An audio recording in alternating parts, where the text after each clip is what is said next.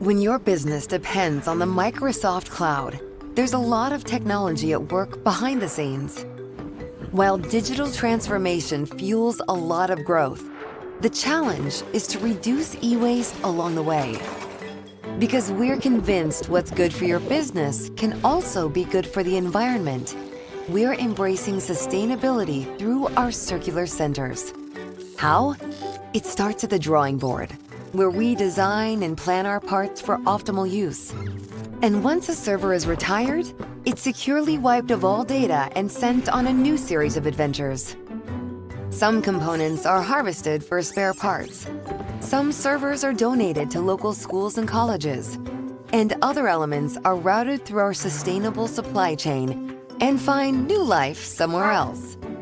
All this may sound small, but when you think about the millions of servers powering the Microsoft Cloud, the impact is anything but.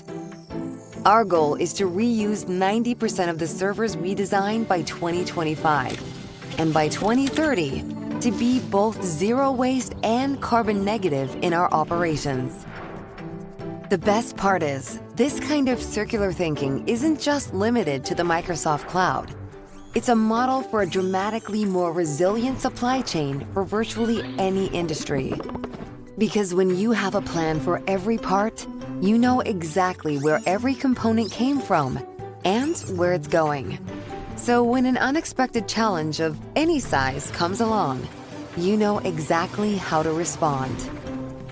Sustainability, growth, resilience, it's no longer a choice. They now drive each other in a never-ending cycle of opportunity. That's why when you run your business in the Microsoft Cloud, you're part of a future that's better all around.